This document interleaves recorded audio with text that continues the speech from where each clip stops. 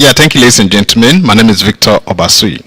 The last video I posted said, should kids be on social media? And I was looking through some of the questions that I got or the comments. Somebody asked me, what should they be looking out for, even if they have their kids on social media? And I think that's a very good question. So I'm going to address that today. First and foremost, for me, like I said in the video, my kids have to be 16 to go on social media. But every parent differs, and some kids are able to twist their parents to agree to anything. So if your kids or underage kids are going to be on social media, some of the things that I would strongly recommend that you keep an eye on is to make sure that the names of their schools, they don't put it on social media. Their home address, they don't post it on social media. The address of their schools should not be on social media. Their parents' occupation and their parents' place of work should also not be on social media. Because sometimes what happens, people can go into, their parent asked me to come and pick them up. Most times the schools will ask you, okay, what's your name? What's their dad's name? What's their mom's name? What do you do for a living? Some schools are very liberal. They can just say, okay, you know what, that's his uncle or aunt or whatever it is.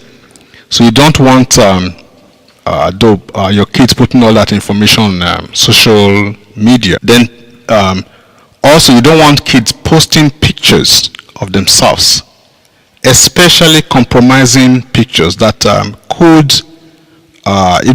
pictures that they know that if their parents see those pictures, they probably not be happy. Or if the school gets to see those pictures, the school will not be happy with it. So any compromising pictures should not be posted them on social media. The reason for this is most times these pictures, even if the kids end up deleting them, you don't know where it's been stored and how long it's going to be there. So these pictures will probably outlive the kid and could become harmful later in life if it gets into the wrong hand. So your kids also should not believe the strangers they see or they meet on social media. Surprisingly, we've had cases where the kids make friends on social media with other people based on the profile of that person. They think, okay, the profile picture shows. Sometimes kids have. We've seen cases where kids make friends with other people they meet on social media based on the profile picture. They think, okay, that's a kid their age, and they start chatting with that person. Funny enough, most of these pedophiles that we see take advantage of these kids that they meet on social media, they don't use their own real pictures. They look for other kids' pictures and they put them there on social media as their display picture. So that way they can easily start interacting with these underage kids and make the kids comfortable. Once they make the kids comfortable, they can get whatever information they want from the kid. They get to know the child very well. And some of the kids end up wanting to meet with these guys. They're my friends. Let's meet for a movie or something. The child, your own child might want to meet that other kid that they've been friends on social media for a while. Let's hang out at the mall. Let's do something together. Unknowing to your child, the person that he or she has been chatting with on social media that probably has a child's display picture about the same age as him or her is probably an adult. By the time your child gets to meet this person, it's already too late. They should learn not to believe whoever the stories of whoever they meet on social media. The last thing is, do not physically go and meet the person. Let's hang out or something. Do not do it. Even if you must, then your parents must be aware or even present if it has to happen. So that's another area that one should not allow our kids to go into. The last part of it, I will strongly suggest that for your kids, know what time they leave school, know what time they get to school.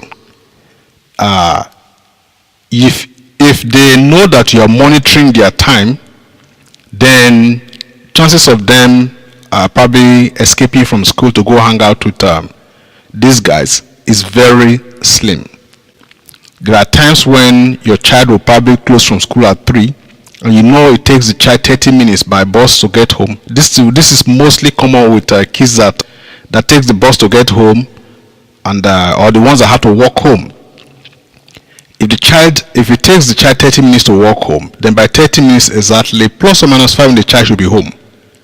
If it takes the child 30 minutes extra to by bus to get home, 30 minutes plus or minus 5, the child should be home. Once you start noticing that the child is probably the first day 10 minutes late, the next day 20 minutes late, the next day 30 minutes late, check what is happening. Even if the child says, I'm staying back at school to do some homework with my friends, check with the school. Check with the school. Check with the teachers. It happens sometimes when you find the child is maybe 30 minutes late today. What that child is doing is going to hang out with friends they met on social media. They get comfortable. The next time the child spends an extra maybe 10 minutes, the next time 30 minutes, by the time you know what's happening, the child gets too comfortable. It's no longer let's just meet and talk about this thing. The next thing is let's go watch a movie. Let's go do this together. Then the child is the child becomes very vulnerable. We don't want that for our kids. So these are some of the basic rules that I think we can use to exercise caution as far as our kids are concerned. Then talk to your kids regularly. Who are they hanging out with? You should know. We should know who our kids are hanging out with. They have friends in school, know who they are. Sometimes your child might be the good one. They might have some bad eggs that they're hanging out with. And those bad eggs can be the one that will lure them into all these things without your knowledge. So we just need to be careful, know who our kids are hanging out with. And like I said before, the passwords to their phone, they should give you, you should have it. Once in a while, go through it and see what they are doing. Respect the child's privacy, true. But if the child has nothing to hide, then there's nothing to, they shouldn't be afraid. If the privacy is something that will be detrimental to the child's future or to the child's life, then we can bend those rules. We should be able to bend those rules.